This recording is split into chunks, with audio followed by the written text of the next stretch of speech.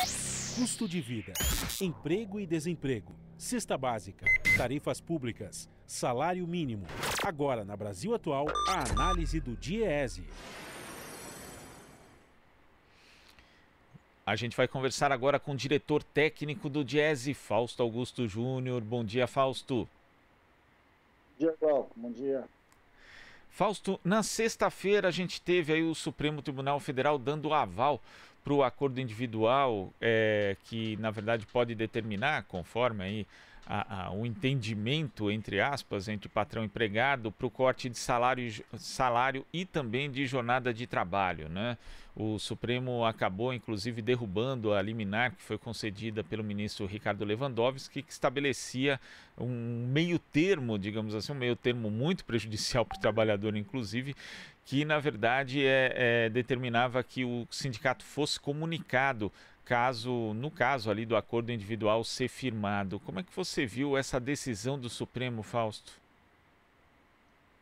Então, Glauco, decisão da justiça é decisão da justiça, né? A gente acata, apesar de discordar, e a gente espera que essa decisão possa ser mudada pelo Congresso Nacional.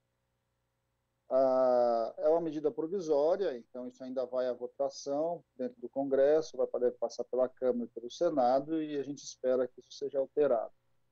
Do ponto de vista do trabalhador, isso é enormemente prejudicial. A gente sabe que não há negociação efetiva quando a questão é individual. O trabalhador, ele é o elo mais frágil da relação. Em momentos como esse que nós estamos vivendo de crise, ele tem muito pouca expectativa de capacidade, tem muito pouca capacidade, de fato, de negociar com o patrão, com a empresa. O que a gente acaba assistindo é que a empresa propõe e o trabalhador assina com medo de ser demitido, sem ter nenhum anteparo. Agora, o que mais preocupa em relação a tudo isso, Glauco, é que quando você retira as entidades coletivas, no caso os sindicatos desse processo, você vai questionando instituições da ordem democrática. A organização sindical, a organização coletiva e a possibilidade de grandes acordos coletivos passam necessariamente por uma visão de mundo, por uma visão de sociedade, em que esta relação ela não é individualizada, ela tem que ser mediada. A relação mediada significa que você, de alguma forma, leva para o âmbito coletivo as questões dos conflitos das relações de trabalho. Quando você começa a abrir sessões, mesmo que seja nesse momento aqui de exceção, nesse momento de pandemia, para que acordos individuais possam ser assinados, o que a gente vai assistindo é uma desconstrução de uma tradição do direito do trabalho e demarca ali desde da criação da CLT, né, desde 46.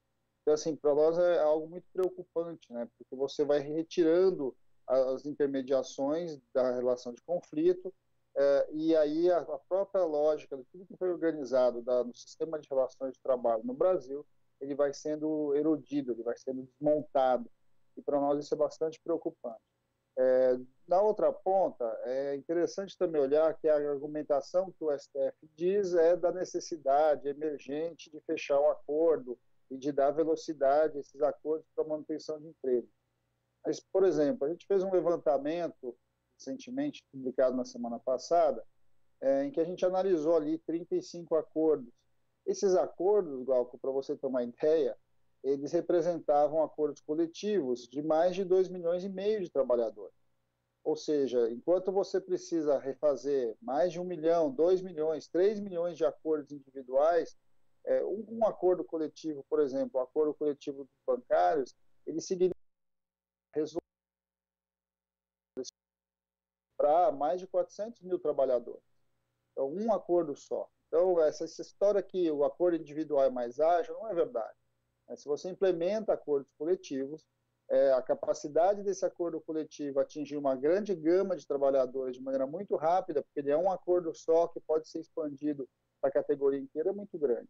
Então, assim, o que a gente está vendo é uma imposição de uma visão em que cada vez mais você vai escanteando a organização coletiva, que são os sindicatos, em favor de uma visão em que a negociação individual, que na prática não é negociação nenhuma, é uma imposição da empresa para que o trabalhador assine aquilo que ela assim determina, vai se estabelecendo, o que é muito perigoso, inclusive em momentos como nós estamos vivendo, em que a gente vai vendo uma escalada autoritária e uma redução cada vez maior da importância ou dos valores institucionais do nosso país.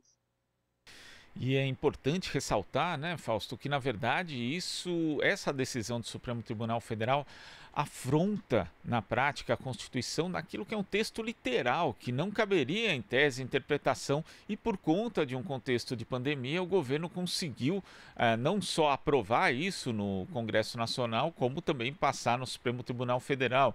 Quer dizer, a gente vê uma série de ataques, enquanto existem países que estão preocupados de fato com a estabilidade, com a segurança jurídica, com a em tentar assegurar a renda e o salário dos trabalhadores, aqui no Brasil a gente vai no sentido contrário. E a gente tem que olhar que essa definição, inclusive, de acordo individual é algo que já estava preconizado na reforma trabalhista, né? E agora ela vai ganhando novos ares. O problema da decisão do Supremo é que vai muito além da própria pandemia. Ela provavelmente vai adentrando as normas de regulação do sistema de relações de trabalho no Brasil e vai acabar se impondo enquanto uma realidade.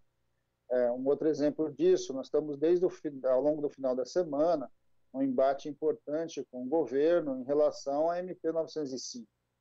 Hoje ela teoricamente perde a validade, nós temos que enfrentar ela perante ao Senado e cabe ao Senado votar ou não votar. A nossa defesa é que não vote, deixa a 905 caducar, porque aí nós estamos encontrando, inclusive, Glauco, com a outra ponta aí dessa discussão que começou na sexta-feira com a decisão do Supremo, né?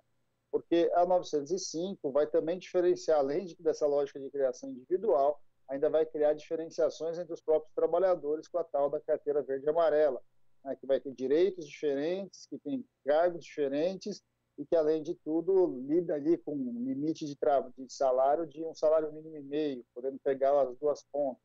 E essa é uma discussão que a gente está vendo hoje no Congresso, e a gente está aqui, o movimento sindical, os movimentos sociais, um conjunto importante da sociedade, pressionando os senadores para que a gente não vote mais uma reforma trabalhista. Então, se a gente olhar na sequência, a gente tem já tem desde a reforma trabalhista, mais a 905, agora está em disputa, mais a 936, que é essa discussão que a gente está falando do Supremo, e a gente vai avançar, e você vai vendo aos poucos avançar uma outra visão de organização das relações de trabalho, em que vai deixando que as empresas vão tomando as decisões e os trabalhadores, que é esse elo mais fraco da cadeia, vai ficando à mercê do que as empresas querem e não de um processo efetivamente democrático, que é a da negociação.